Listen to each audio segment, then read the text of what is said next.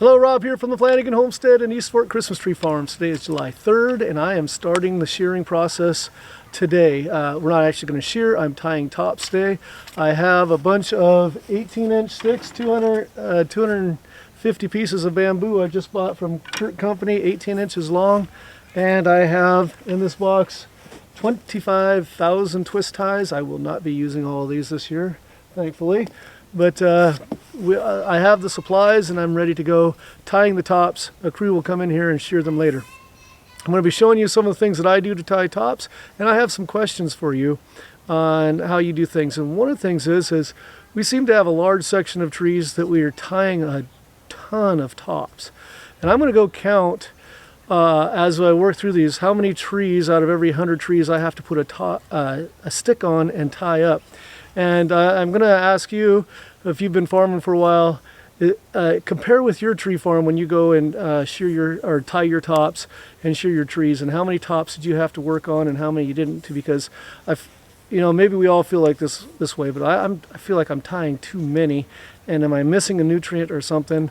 But let me know what you think.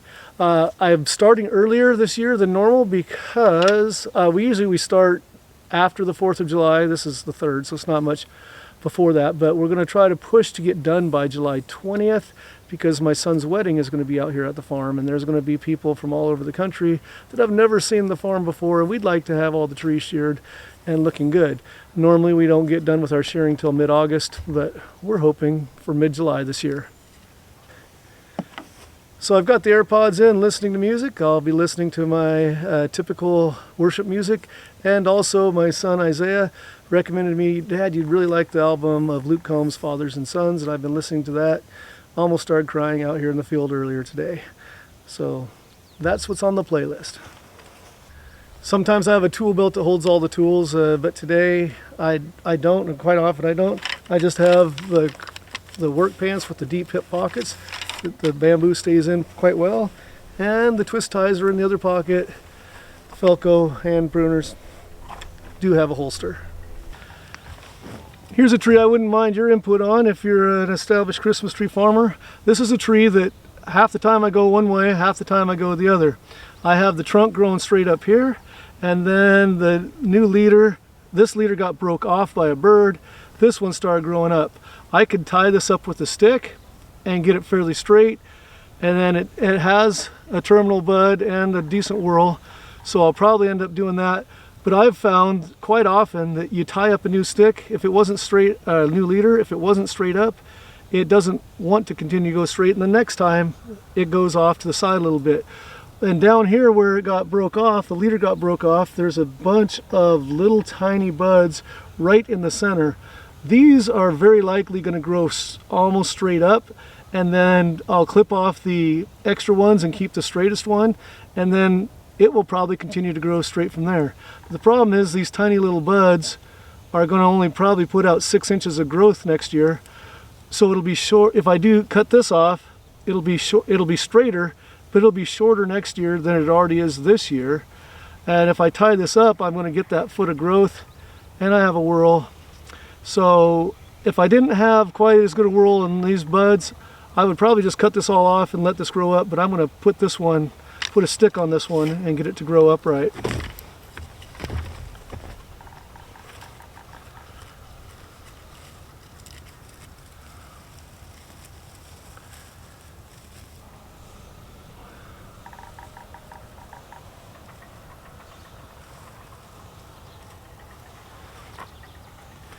Sometimes I wonder, should I put the stick on the opposite side and pull to it like I'm doing right now?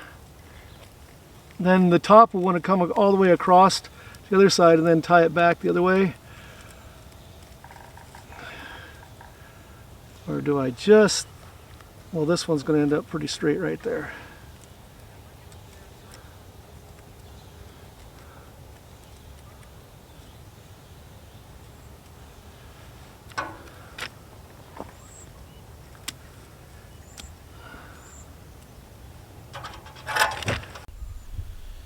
Here's another tree just like the last one I was talking about. The leader was broke off last year and it had a bunch of little buds right here. The other stuff around didn't grow up straight, but the buds that were right around the broken leader grew up straight, which is great, except as you can see, we only got about 6 inches on this tree this year. So we're not going to get the growth that we want upwards. I want to bet at least it's growing straight up. I'm going to take off some of these other branches around the edge of it. And that's our new leader. Here's a tree I was considering doing 2 different things. One, slowing this down so it can fill out. This would fill in nicely because there are some small branches here, but these branches have been rubbed and there's going to be no new branches growing in here. So it's a look that a lot of people don't like. Most people want a full tree, but I've found that if I take these, and I've got a shelf here and a shelf here, if I thin these out and get it so it's 2 flat shelves, then we call this, and it grows tall and kind of thin. Some people really like that look. We call them mountain nobles. And so instead of trying to get it to fill in, we're going to thin it out, try to get everything growing sideways, these branches not filling up in between. So we got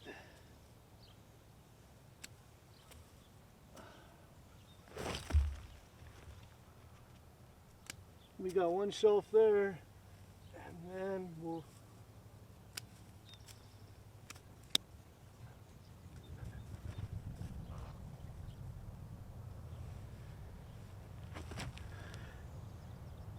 all right, that's a good start for this look. It's still too short to sell right now. Like I said, most people want a full tree, but there's always a few customers want this mountain noble look and this layer thin look. And so if we get this to grow out, this to grow out, this whorl to grow out, the next whorl, this will grow out, then next year we can sell this. All right, here's one that I'm kind of asking your advice on, as well as what I'm going to do with it. I have 2 tops that are reasonably straight, but going out opposite sides. They're exactly opposite of each other. If they're not exactly opposite, I wouldn't do this.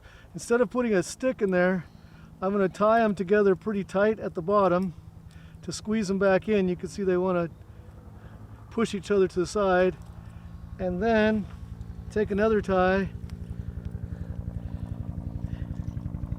them loosely here. Now yes, I have 2 tops, which you don't want, but when these firm up and get hard, I'll choose the one that's the straightest and cut the other one out, and we'll go from there. Here's a tree, or should I say a couple of trees, where it didn't go exactly as planned. Usually this plan works out quite well, but it's not working too well right now. This tree is probably 11 feet tall right now, and because we were expecting it to be harvested a year or 2 ago by someone else, we planted real close to it, and now the tree that we planted real close to it, we got a young Nordman fir up underneath here. It's getting shaded out. I'm going to cut just a few branches low on the larger tree.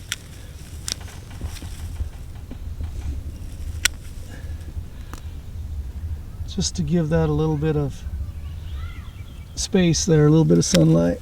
Sorry, I'm moving the camera around so much. I'm trying to clip and hold the camera at the same time. I hate these types of trees. There's 3 strong leaders, but they're all pointing outward. I got to get in here, find out what's going on.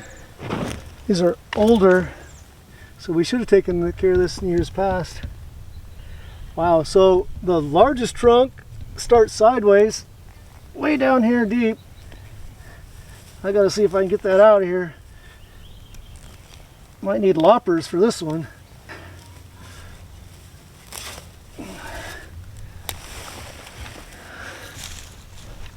And this smaller branch is the one that was actually growing straight up from the trunk.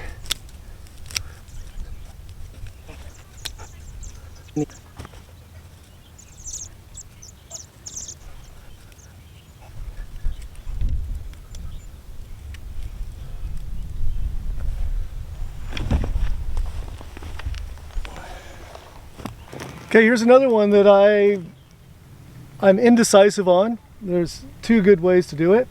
I've got basically 3 tops that have tried to go up here. This one is directly out of the center and going straight up, so I'd ideally like to keep that one, but it's longer than I want, So if I was, and it does have a lot of buds, I could simply cut it about the height I want, leaving a bud right near the top, and then take away the other buds near the top. So this will want to grow straight up. But I also have, you can see, is growing right to the same spot. This leader coming slightly out of the side. It's growing, I'm going to leave that one. I'm going to take the center one out. It's growing up, it's got buds everywhere, and it's got the whorl.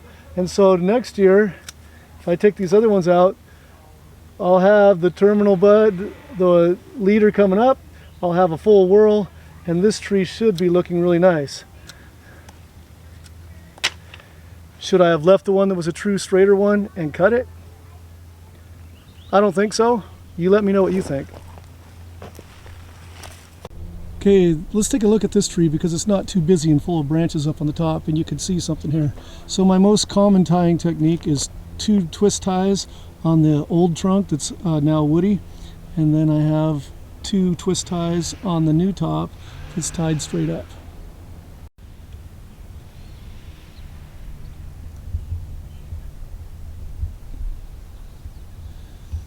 Here's a nice tree that's almost 9 feet tall right now. It's got nice color, pretty good shape. It's probably going to sell this year, but just in case it doesn't, we can't let 18 inches of leader continue growing up. So this is one of the things that I've been researching or trying to figure out, is if I need to shorten this to approximately this point, this tree is going to cooperate here, I think, because I've got a bud right here that I'm going to choose to be the top, and then there's a couple, there's 3 more right down here that will create a whorl if we need to keep this tree another year. But what the nice thing is, I'm going to cut this at an angle leading to that bud, but from this bud to this bud there's probably at least 1.5 inches, which I was talking to Pedro, if you've watched my videos, and he was saying that if he makes sure there's no buds within 1.5 inches, then this one knows that it's the leader or the terminal bud, and it's going to want to grow up straight. If there's more buds closer, then they get confused. So I think this is going to be a good setup here. These are always fun. Trees this tall, hard to get to the top of them. It's got a good shape and good color, just need to get the top worked.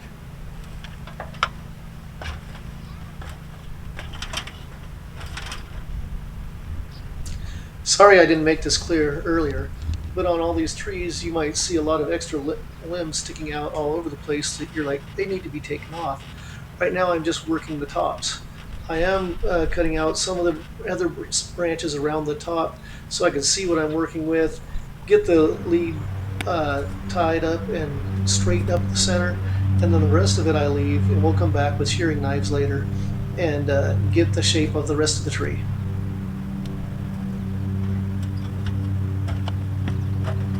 Alright, I've been using just dug fir sticks that I cut probably 1/4 inch by 1/4 inch for years. The last couple of years I've been using bamboo. I cut some of my own bamboo, and then this year I purchased them. One of the things I like about the bamboo is if you have just the wood, sometimes you try to split the stick and the grain isn't straight and it breaks off, but the bamboo is easy to split. You might ask, why do you want to split the bamboo? Well, if I'm trying to slide a stick down the tree trunk right here and there's a branch right in the way, when I have my wood sticks it doesn't work very well, but with the bamboo sticks I could take my pruners and put a notch in the end, and then I can split this,